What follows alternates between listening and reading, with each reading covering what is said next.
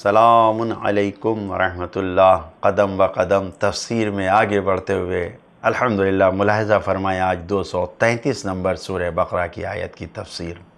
بسم اللہ الرحمن الرحیم والوالدات يرضعن أولادهن حولين كاملين لمن أراد أن يتم الرضاعة وعلى المولود له رزقهن وكسوتهن بالمعروف لا تكلف نفس إلا وسعها لا تضار والدة بولدها ولا مولود له بولده وعلى الوارث مثل ذلك فإن أرادا فصالا عن تراض منهما وتشاور فلا جناح عليهما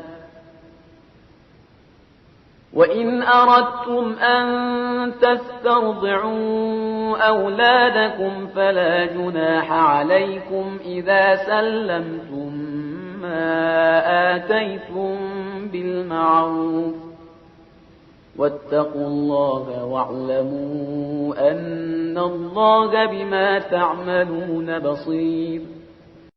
اور مائیں اولاد کو 2 برس کامل دودھ پلائیں گی، مکمل دودھ پلائیں گی جو رضاعت کو پورا کرنا چاہے گا۔ اس درمیان صاحب اولاد کا فرض ہے کہ ماؤں کی روٹی اور کپڑے کا مناسب طریقے سے انتظام کرے۔ کسی شخص کو اس کی وسعت سے زیادہ تکلیف نہیں دی جا سکتی۔ نہ ماں کو اس کی اولاد کے ذریعے تکلیف دینے کا حق ہے اور نہ باپ کو اس کی اولاد کے ذریعے، اور وارث کی بھی ذمہ داری ہے کہ وہ اسی طرح اجرت کا انتظام کرے۔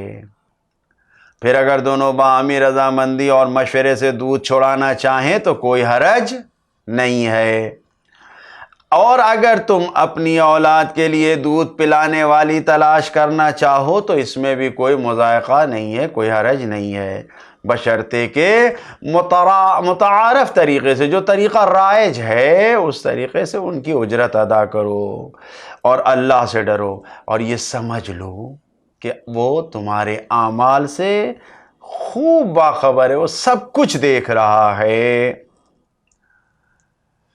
جو پیغامات ہیں اس آیت میں، پہلا پیغام، اسلام ایک مکمل اور جامع دین ہے۔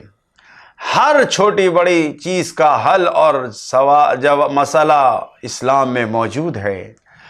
دودھ پلانے جیسے مسئلے کو بھی مکمل اور مفصل طریقے سے اسلام نے بیان فرمایا ہے۔ سارے احکام موجود ہیں۔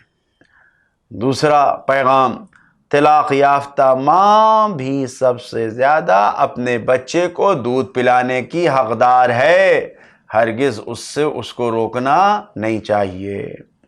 تیسرا پیغام، دودھ پلانے کی مدت 2 سال مکمل ہے، 2 سال تک ماں دودھ پلا سکتی ہے، 2 سال کے بعد نہیں۔ چوتھا پیغام، دودھ پلانے کی اجرت اور جو قیمت ہے ماں کی ہو یا کسی اور دایا کی دودھ پلانے والے کی، اسے پورا مکمل ادا کرنا چاہیے، اس میں کمی نہیں کرنا چاہیے۔ پانچواں پیغام، جو خرچ دینا ہے وہ سماج میں رائج، جو معاشرے میں چل رہا ہے ویسا ہونا چاہیے، جو انسان کی طاقت و توانائی کے مطابق ہو ویسا ادا کرنا چاہیے۔ چھٹا پیغام، ہر انسان کی تکلیف، ہر انسان کو جو ذمہ داری دی گئی ہے وہ اس کی طاقت و توانائی کے برابر ہے۔ لا تکلف نفس الا وسعها، جو کر سکتا ہے وہی کہا گیا ہے۔ ساتواں پیغام، بچہ اپنے ماں باپ کے لیے نقصان دہ اور ضرر رساں نہیں ہونا چاہیے۔ آٹھواں پیغام، دودھ پلانے کے زمانے میں ماں کی زندگی کا پورا خرچ دینا، خیال رکھنا لازم ہے، واجب ہے، خواہ بچے کا باپ دنیا سے چلا گیا ہو تو جو وارث ہیں ان پر واجب ہے کہ اس کا پورا خرچ ادا کریں۔ 9واں پیغام، دودھ چھوڑانے کے لیے بھی باہمی رضامندی اور مشورے سے عمل کرنا چاہیے۔ 2 سال تک تو پلا سکتی ہے، اب اگر مان لیجئے فرض کیجئے 1 سال کے بعد ختم کرنا چاہتی ہے کہ اب نہیں پلائیں گے دودھ، تو دونوں کو آپسی مشورے میں اور آپسی اتفاق رائے سے دودھ چھوڑانا چاہیے۔ 10واں پیغام، بچے کے بارے میں ماں باپ کو آپس میں رائے مشورے سے کام لینا چاہیے، ہمیشہ رائے مشورہ کر کے اس کی تربیت کرنا چاہیے، آگے بڑھنا چاہیے۔ 11واں پیغام، دودھ پلانے کے لیے پہلے ماں کا حق ہے، بعد میں کوئی دوسری عورت ہے۔ اگر ماں دودھ پلانے کے لیے راضی ہے تو حق نہیں ہے کہ ہم کسی دوسری عورت کو لا کے رکھیں۔ 12واں پیغام، تقوی کا لحاظ کرنا، دودھ پلانے کے بارے میں، بچے کے کھانے پینے اور اس کی غذا کے بارے میں یہ والدین کی ذمہ داری ہے، ان پر لازم ہے کہ تقوی کا خیال کریں، حلال و حرام کا خیال کریں، اس میں غافل نہیں ہونا چاہیے، غفلت نہیں برتنا چاہیے۔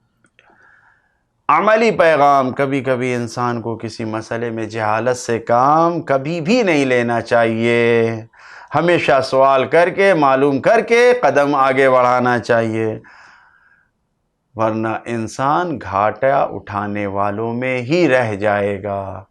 خدایا ہم جو نہیں جانتے ہیں اس کے بارے میں پوچھنے، سوال کرنے اور معلوم کرنے کی توفیق عطا فرما۔ والسلام علیکم ورحمۃ اللہ وبرکاتہ۔